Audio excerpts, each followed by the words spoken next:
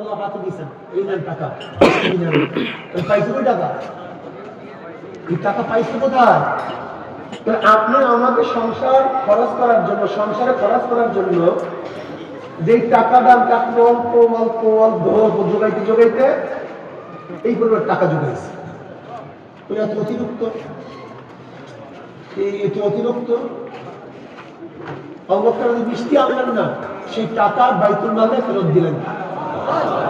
এর নাম মুসলমান, এর নাম ইসলাম। আচ্ছা বিশ্বাস করে এই রকম হাদিসগুলি শুনাইলাম, ওয়াকিয়াগুলি শুনাইলাম, যে প্রত্যেক নেতা এই চরিত্রে চরিত্রবান হয়ে যায়। একটু চিন্তা করে দেখেন তো দেশের অবস্থা কি। হ্যাঁ দেখেন তো, আরেকটা ঘটনা শোনাবো নাকি? শুনান। ওমর ইবনে খাত্তাব রাদিয়াল্লাহু আনহু রাত্রে ঘুরতেন, এলাকায় ঘুরতেন, তার কি অবস্থা। একদিন ঘুরতে ঘুরতে দেখেন মরু প্রান্তে বাতি জ্বলতেছে, আগুন জ্বলতেছে। সেখানে গেলেন, কিসের আগুন? আগুন কিসের? আগুনকে জ্বালাইল। গিয়া দেখে একজন মহিলা পাতিলের মধ্যে পানি দিয়ে পানি জ্বালাইতেছে, আর বাচ্চাগুলি ক্ষুধার্ত অবস্থায় আশেপাশে ট্যাটা ট্যাটা কান্না করতেছে। ওমর রাদিয়াল্লাহু আনহু কাছে গেলেন, গিয়ে আবার, তুমি কোথা থেকে এসছো, কি করতেছ? তোমার পাতিলের মধ্যে আমরা খাদ্য না, শুধু পানি জ্বালাও কেন? শুধু পানি জ্বালাইতেছে কেন? মহিলা জবাব দেয়, আল্লাহ ওমরকে মাফ করুক, আল্লাহ পাক ওমরকে মাফ করুক। আমার এই ছোট ছোট বাচ্চাগুলো ক্ষুধার্ত, খানা দেবো এরকম কোন খাদ্য আমার কাছে নাই। ওরা তো কাঁদতেছে, আমি পাতিলের মধ্যে পানি দিয়ে জ্বালাইতেছি ওদেরকে আশ্বস্ত করার জন্য যে খানা পাক হইতেছে। ওরা অপেক্ষা করতে করতে করতে ঘুমায়া যাবে, কমবে কান্না থেকে বাঁচতে পারবো, এর জন্য আমি কাজ করতেছি। ওমর ইবনে খাত্তাব রাদিয়াল্লাহু আনহু বললেন, ওমরকে আল্লাহ পাক মাফ করুন, কিন্তু ওমর জানবে কিভাবে যদি তুমি না জানাও তুমি ক্ষুধার্ত? এবার মহিলার কি জবাব জানেন? বলে, সে যদি আমাদের খবর নাই নিতে পারে তাহলে খলি বইতে বলছে বলছে কেন? কে বলছে তার দায়িত্ব নিতে? ওমর খাত্তাব রাদিয়াল্লাহু আনহু জবাব দিলেন না, কোনো জবাব নেই। সরাসরি তার গোলামকে নিয়ে বাইতুল মালের দিকে হাজির, দৌড়াও। বাইতুল মালে দিয়ে চর্বি, ঘি, খাজুর, আটা, চিনি, অনেক কিছু নিলেন, টাকা নিলেন, বিরাট বাক্কি। এবার গোলামকে বলছে, আমার কাঁধের মধ্যে ছড়াই, আপনার কাঁধে আমি নি কই না, কিয়ামতের ময়দানে আমার গুনাহ তুমি বহন করবে না, আমার গুনাহ আমাকেই বহন করতে হবে। আমার কাঁধে দিয়ে দাও। গোলাম তার কাঁধের উপরে সমস্ত বোঝা চাপাই দিচ্ছে। ওমর ইবনে খাত্তাব রাদিয়াল্লাহু আনহু দৌড়, সেখানে আগেই পানি গরম, পানির মধ্যে আটা দিয়ে দেন, চর্বি দিয়ে দিলেন, ঘি দিয়ে দিলেন। একটা সারিদ আরবের মধ্যে সবচেয়ে দামি খাদ্য তৈরি হয়ে গেছে, ঘেরানে মরুমুর ঘ্রাণ আসতেছে। বাচ্চাগুলি সবচেয়ে দামি খাদ্য।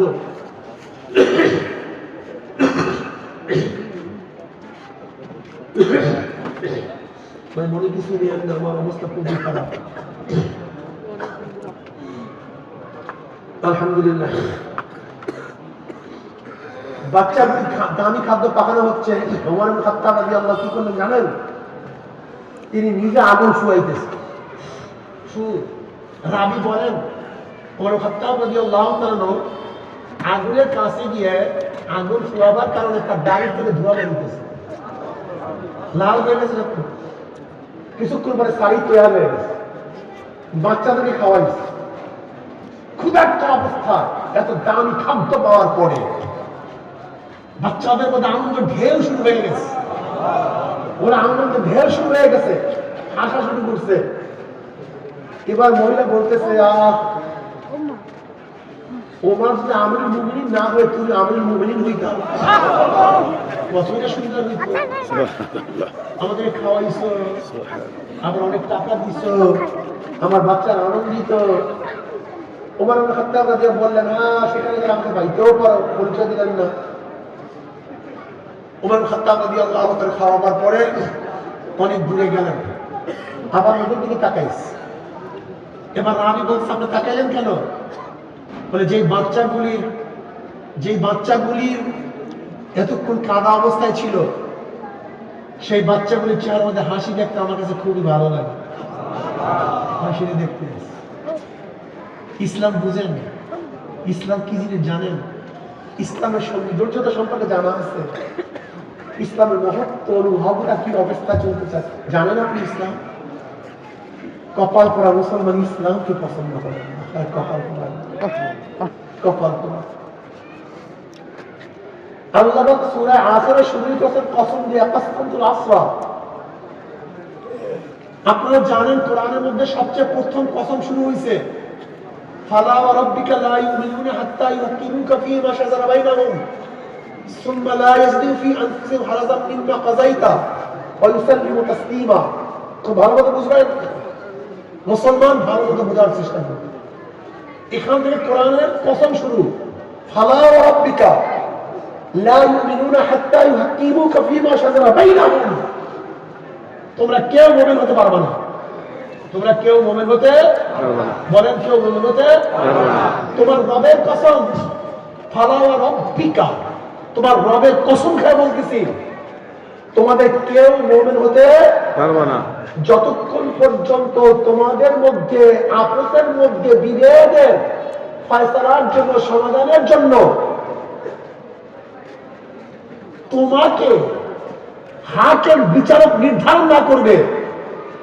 অর্থাৎ উম্মতের মধ্যে, জনগণের মধ্যে যে বিভেদ সৃষ্টি হবে,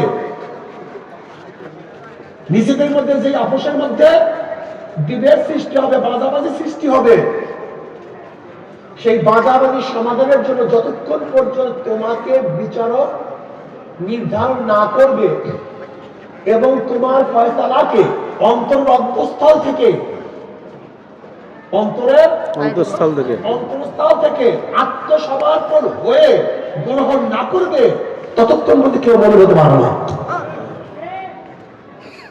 আল্লাহ নবী আলাইহিস সালাতু ওয়াস সালাম বিচারকে যতক্ষণ পর্যন্ত অন্তরস্থল থেকে খুশির সাথে আত্মসমর্পণের ভিত্তিতে তারপরে মানতে হবে।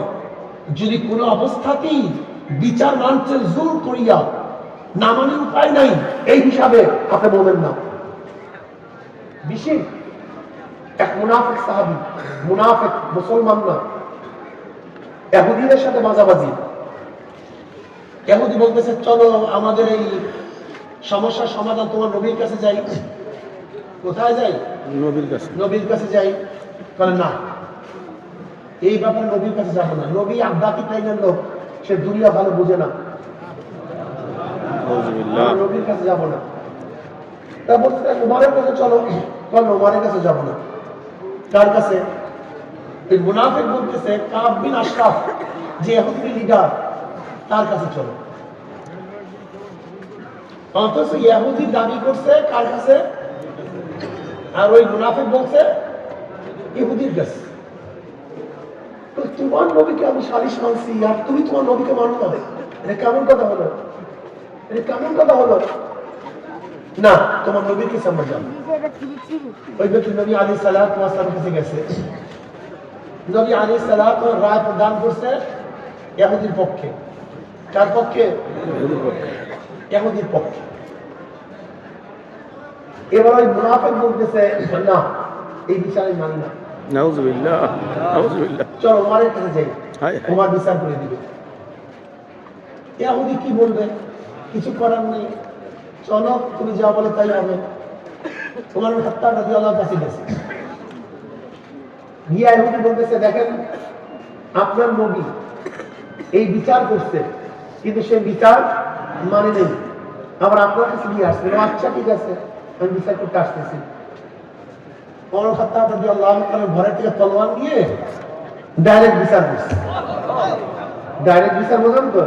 গর্দান ফলাই দিছে, তলোয়ারের বিচার করে দিছে। সব জায়গায় সংঘর্ষ সৃষ্টি হয়ে গেছে। ওমর মুসলমান হত্যা করছে, মুমিন হত্যা করছে, নবী আলাইহিস সালাতু ওয়াস সালামের কাছে খবর গেছে, নবী আলাইহিস সালাম কি করবেন? হত্যা করে ফেলছে। একজন মুমিনকে হত্যা করতে পারে না। থম অবস্থা, অবস্থা খারাপ। এর মধ্যে আল্লাহ পাক রব্বুল আলামিন আয়াত নাযিল করেছেন, ফালা রাব্বিকা লা ইউমিনুনা হাত্তা ইউহাক্কিমুকা ফীমা শাজারা বাইনাহুম সুম্মা লা ইয়াজিদু ফী আনফুসিহিম হারাজাম মিম্মা কাযাইতা ওয়া ইউসাল্লিমু তাসলিমা।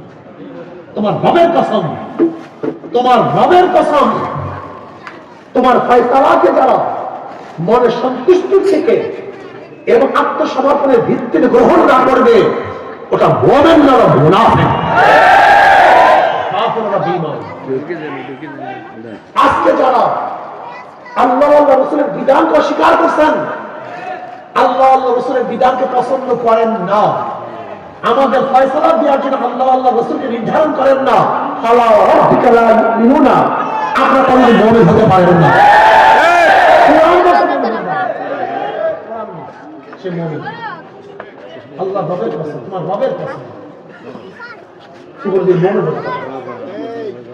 অর্থাৎ আল্লাহ আল্লাহ রাসূল যে ফয়সালা করবেন, যেই ফয়সালা যেই ব্যাপারে দিবেন, অবশ্যই একজন মুমিনকে সেই ফয়সালা কি বলতে হবে? অন্তরে সন্তুষ্ট চিত্তে আত্মসমর্পণের ভিত্তিতে। আপনি চিন্তা করতে পারছেন শব্দটি কি লাগছে? হারাজাম কণ্ঠাবদ্ধ যতক্ষণ না হয়, হারাজাম আত্মসমর্পণের মতো আত্মসমর্পণ করার ভিত্তিতে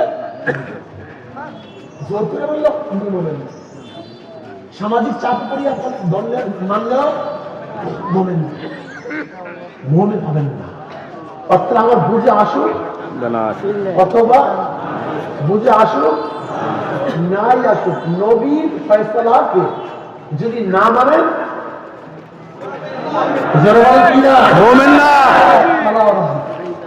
এখন বলেন তো যারা গণতন্ত্র, ডেমোক্রেসি, সোশ্যালিজম